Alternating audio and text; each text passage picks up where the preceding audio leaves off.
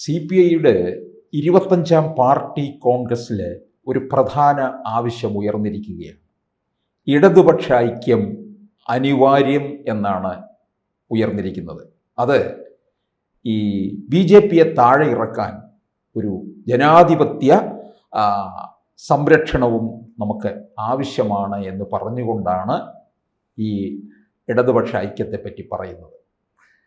Politically കറക്റ്റായ കാര്യങ്ങൾ പറയുന്നതിൽ CPI എക്കാലത്തും മുൻപന്തിയിലാണ്. പക്ഷേ പ്രായോഗികതയുടെ കാര്യം വരുമ്പോൾ CPIയുടെ വാക്കുകൾക്ക് എന്ത് പ്രസക്തി എന്ന ന്യായമായൊരു ചോദ്യം ഉണ്ടാകും.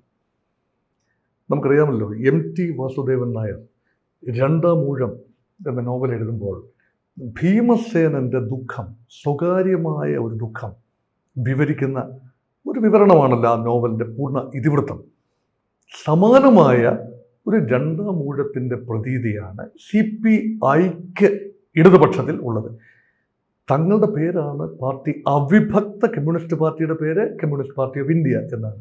അത് തുടർന്നത് CPI ആണ്. പക്ഷേ എക്കാലത്തും രണ്ടാം സ്ഥാനത്ത് വരാനായിരുന്നു CPIക്ക് യോഗം. ആദ്യമായി ഒരു മുഖ്യമന്ത്രി ഉണ്ടായപ്പോൾ CPI ആണ് അവിഭക്ത കമ്മ്യൂണിസ്റ്റ് പാർട്ടിയുടെ മുഖ്യമന്ത്രി EM നമ്പൂതിരിപ്പാട്. പക്ഷെ അദ്ദേഹം CPM പിന്നീട് CPM ആയി മാറുകയാണ് ഉണ്ടായത്. പക്ഷെ അച്യുതമേനോൻ വരെ കാത്തു നിൽക്കേണ്ടി വന്നു. പിന്നെ PK വാസുദേവൻ നായർ ചെറിയൊരു കാലഘട്ടത്തിലേക്ക് മുഖ്യമന്ത്രി പദത്തിലേക്ക് വന്നു. എപ്പോഴും രണ്ടാം സ്ഥാനം കൊണ്ട് തൃപ്തിപ്പെടേണ്ടി വരുന്ന CPI. അവിടെ കേഡർ സംവിധാനവും ഊർജ്ജസ്വലതയും എല്ലാം കൂടുതലുള്ള, അല്ലെ പ്രത്യേകിച്ച് പോഷക സംഘടനകളുടെ പിൻബലവും എല്ലാം ഉള്ളത് CPM-നാണ്. കേരളത്തിലും ബംഗാളിലും ത്രിപുരയിലും അങ്ങനെയാണ്. ഈ 3 സംസ്ഥാനങ്ങളിൽ മാത്രമേ ഈ കമ്മ്യൂണിസ്റ്റ് പാർട്ടി ഭരണത്തിൽ വന്നിട്ടുള്ളല്ലോ. മറ്റ് സംസ്ഥാനങ്ങളിൽ ഒരു സപ്പോർട്ടിംഗ് കാസ്റ്റിൻ്റെ രൂപത്തിലാണ്. എന്നാൽ ആന്ധ്രയിൽ, കാര്യമായ അവിഭക്ത ആന്ധ്രയിൽ, ഇപ്പോഴത്തെ തെലങ്കാന പ്രദേശത്തുൾപ്പെടെ കാര്യമായ സ്വാധീനമുണ്ടായിരുന്നു CPIക്ക്. ബീഹാറിൻ്റെ ചില ഭാഗങ്ങളിൽ അത്രയ്ക്ക് സ്വാധീനമുള്ള ഒരു പാർട്ടിയായിരുന്നു CPI. പഞ്ചാബിൽ CPIക്ക് സ്വാധീന ബെൽറ്റുകൾ ഉണ്ടായിരുന്നു. എന്തിന് ഉത്തർപ്രദേശിൽ പോലും മഹാരാഷ്ട്രയിലും ഒക്കെ സ്വാധീനമുണ്ടായിരുന്നു. അതെല്ലാം തന്നെ ഇപ്പോൾ പഴം കഥയായിരിക്കുന്നു. ഇപ്പോൾ CPIയുടെ വലിയ പരിഭവം കോൺഗ്രസിൻ്റെ തണലിൽ, ഇന്ത്യ മുന്നണിയിൽ ഉറച്ചു നിൽക്കുമ്പോഴും കോൺഗ്രസിൻ്റെ തണലിൽ, പൊതുവെ ദുർബലമായ കോൺഗ്രസിൻ്റെ തണലിൽ അതിനേക്കാൾ ദുർബലമായ ഒരവസ്ഥയിലേക്ക് വിട്ടുപോയിരിക്കുന്നു. ബീഹാറിലും ഹരിയാനയിലും ഒക്കെ. ഹരിയാന തെരഞ്ഞെടുപ്പിൽ അവർ താഴ്മയെ അപേക്ഷിച്ചതാണ്, ഒരു ലോക്സഭാ സീറ്റ് കൊടുത്തില്ല. നിയമസഭയിലേക്ക് കാര്യമായ പരിഗണന CPIക്ക് ലഭിച്ചില്ല. ബീഹാറിലും സ്ഥിതിഗതികൾ വ്യത്യസ്തമാകാൻ സാധ്യതയില്ല. ഇതെല്ലാം പരിഗണിച്ചുകൊണ്ടാണ് 25ാമത്തെ പാർട്ടി കോൺഗ്രസ് നടക്കുന്നത് ചണ്ഡീഗഡിലാണ്. ചണ്ഡീഗഡിൻ്റെ പ്രത്യേകത ഹരിയാന, പഞ്ചാബ് സംസ്ഥാനങ്ങളുടെ സംയുക്ത തലസ്ഥാനം. അത് പ്രധാനപ്പെട്ട ഒരു ലെ കോർബ്യൂസിയർ പണിത ഒരു സുന്ദര നഗരം, പ്ലാൻഡ് സിറ്റി. നടക്കുന്ന പാർട്ടി കോൺഗ്രസിൽ ഭഗത് സിംഗിൻ്റെ ഓർമ്മകളൊക്കെ, ധീര ദേശാഭിമാനി വിപ്ലവകാരിയും ഒക്കെയായ ഭഗത് സിംഗിൻ്റെ ഓർമ്മകളൊക്കെ പേറുന്നു. ഇതൊക്കെ പറയാമെന്നല്ലാതെ ഇപ്പോൾ ഭഗത് സിംഗിൻ്റെ ഒരു പോരാട്ട വീര്യത്തിൻ്റെ നിഴൽ പോലുമില്ല CPIക്ക്. CPM-നെ കാണുമ്പോൾ മുട്ടിടിക്കുന്ന പാർട്ടി സെക്രട്ടറിമാർ, ആ സെക്രട്ടറിമാരുടെ ഗണത്തിലേക്ക് ഇപ്പോൾ ഇതാ വിഖ്യാതരൊക്കെ ഇരുന്ന ഇടത്തേക്ക് രാജ ഉൾപ്പെടെയുള്ള ആളുകൾ ഇറങ്ങി നിൽക്കുന്നു.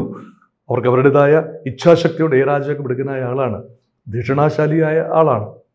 കേരളത്തിൽ CPM-ന്റെ B ടീം മാത്രമാണ് CPI. പലപ്പോഴും തല്ലുകൊള്ളുന്നത് പലപ്പോഴും CPIക്കാണ്. പലയിടങ്ങളിലും കേരളത്തിൽ തന്നെ സ്വാധീനമുള്ള മേഖല ഏതാണ്? കൊല്ലം ജില്ലയുടെ കിഴക്കൻ മേഖലയിൽ, പുനലൂർ, പത്തനാപുരം ബെൽറ്റിൽ ചില പോക്കറ്റുകളുണ്ട്. തൃശ്ശൂർ നഗരത്തിന് ചുറ്റുപാടുമുള്ള ചില മേഖലകൾ. ഇത് വിട്ടുകഴിഞ്ഞാൽ CPI കേരളത്തിൽ പോലും അപ്രസക്തമാണ്. CPM-ന് പറയാം. അതുകൊണ്ടാണ് വിശാല ഇടതുപക്ഷ കൂട്ടായ്മ, അത് BJPക്കെതിരെ, മുൻകാലങ്ങളിൽ കോൺഗ്രസിനെതിരെയായിരുന്നു, ഇപ്പോൾ മാറിയ സാഹചര്യത്തിൽ BJPക്കെതിരെ വിശാല കൂട്ടായ്മ, ഇടത് കൂട്ടായ്മ. ആ ഇടത് കൂട്ടായ്മ ഒരു വെറും പൊങ്ങച്ചം പറച്ചിലല്ലേ. RSP ഇന്ന് എത്ര ഖണ്ഡങ്ങളാണ്. പ്രേമചന്ദ്രൻ്റെ RSP, കോവൂർ കുഞ്ഞുമോൻ്റെ RSP, പല പല പല ഖണ്ഡങ്ങളായി നിൽക്കുന്നു. പ്രേമചന്ദ്രൻ്റെ RSP ഉണ്ടായിരുന്നു, അത് പിന്നീട് ബേബി ജോണുമായിട്ട് ചേർന്ന് പോയി. എത്ര ഖണ്ഡങ്ങളാണ്. അവർ റെവല്യൂഷണറി സോഷ്യലിസ്റ്റ് പാർട്ടി, അതൊരു കമ്മ്യൂണിസ്റ്റ് പാർട്ടിയാണ്. ഫോർവേഡ് ബ്ലോക്ക് അല്ലേ? അതെ. ഒരു കമ്മ്യൂണിസ്റ്റ് പ്രസ്ഥാനമാണ്. സുഭാഷ് ചന്ദ്രബോസിന്റെ ഒക്കെ ഓർമ്മകൾ പേറുന്ന ഒരു ദേവരാജൻ മാത്രമുണ്ട്.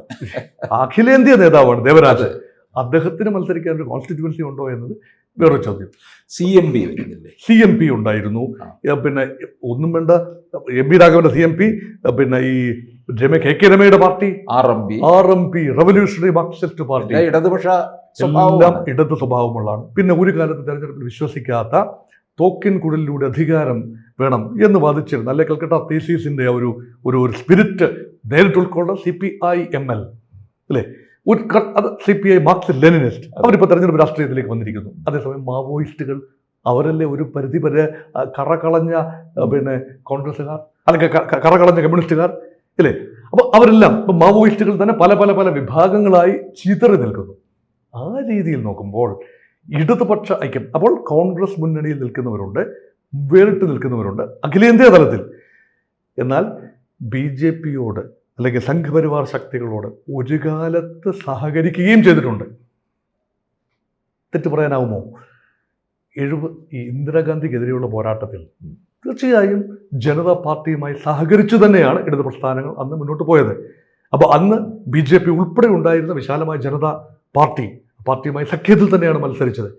അപ്പോൾ കോൺഗ്രസിന് മാത്രം അവകാശപ്പെടാവുന്ന ഒന്നാണ് എക്കാലത്തെയും സംഘപരിവാർ അല്ലെങ്കിൽ ജനസംഘവും കോൺഗ്രസും ഒരുമിച്ച് നിന്നിട്ടില്ല.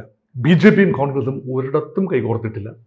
വ്യക്തികൾ അങ്ങോട്ടും ഇങ്ങോട്ടും കൂറുമാറിയിട്ടുണ്ടാവാം, പാർട്ടികൾ സഹകരിച്ചിട്ടില്ല.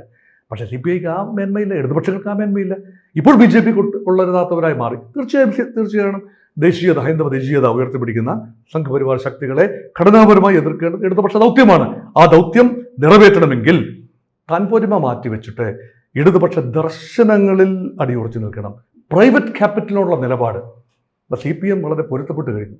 പരമാവധി പ്രൈവറ്റ് ക്യാപിറ്റൽ ഉപയോഗിക്കാം എന്ന നിലപാടിലേക്ക് വന്നു. CPI ഒരു തിരുത്തൽ ശക്തിയായി പലപ്പോഴും ഇപ്പം കർഷക വിഷയങ്ങൾ ഉൾപ്പെടെ, ഭൂമി ഉൾപ്പെടെ തിരുത്തൽ ശക്തിയായി ഇടതുപക്ഷത്ത് നിൽക്കേണ്ടത് BJP ആണ്, അല്ല ഇപ്പോൾ CPI ആണ്. പലപ്പോഴും സാധിക്കാറില്ല.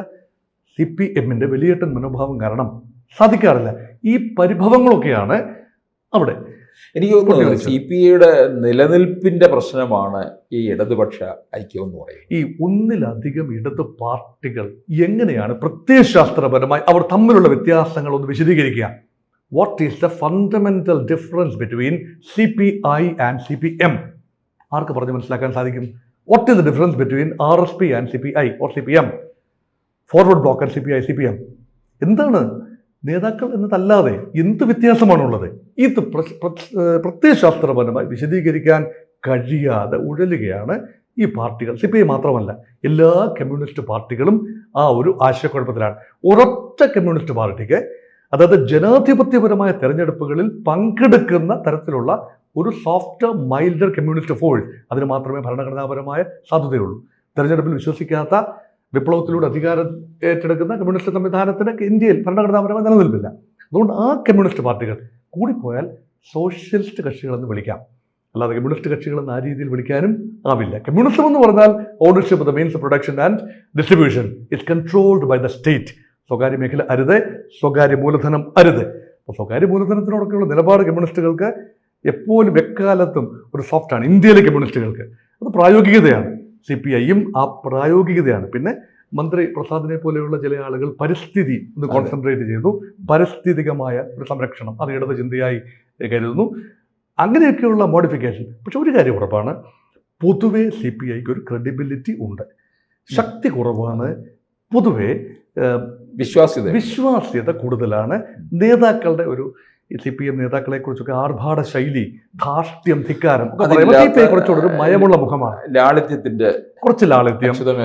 PK വാസുദേവൻ നായരും അവരൊക്കെ ലാളിത്യത്തിന്റെ മുഖമുദ്രയാണ്. ആ ഒരു വാത്സല്യം ഒരുപക്ഷെ കേരളത്തിന്റെ മനസ്സുകളിലുണ്ട്. പക്ഷേ ശക്തിയിലേക്കും അധികാരത്തിലേക്കും വരുമ്പോൾ അണികൾക്ക് CPIക്ക് എന്ത് കൊടുക്കാൻ സാധിക്കും? CPMന് കൊടുക്കുന്ന പോലെ കോർപ്പറേഷനുകൾ, അല്ലെങ്കിൽ സഹകരണ പ്രസ്ഥാനങ്ങൾ, മറ്റു ജോലികൾ, പിൻവാതിൽ നിയമനം, അതിലേക്കൊക്കെ പ്രവേശിക്കുമ്പോൾ CPMനോടൊപ്പം നിൽക്കുന്നത് തന്നെയാണ് സാധ്യത. അത് പ്രത്യയശാസ്ത്രപരമല്ലെന്നോർക്കണം, ആശയപരമല്ലെന്നോർക്കണം, ആമാശയപരം മാത്രം. അതുകൊണ്ടാണ് CPIക്ക് ക്ലച്ച് പിടിക്കാതെ പോകുന്നത്. ഈ പരിഭവങ്ങളെല്ലാം തന്നെ പാർട്ടി കോൺഗ്രസിൽ തുറന്ന് സംസാരിക്കുകയാണ്. നല്ല കാര്യമാണ്, തുറന്ന് സംസാരിക്കുന്നു. അതുകൊണ്ട് കിംഫലം? അതാണ് മറ്റൊരു ചോദ്യം. കൂടുതൽ വാർത്തകളും വിശേഷങ്ങളും നിങ്ങളിലേക്ക് എത്താൻ ABC മലയാളം സബ്സ്ക്രൈബ് ചെയ്യുക, ബെൽ ബട്ടണും അമർത്തുക.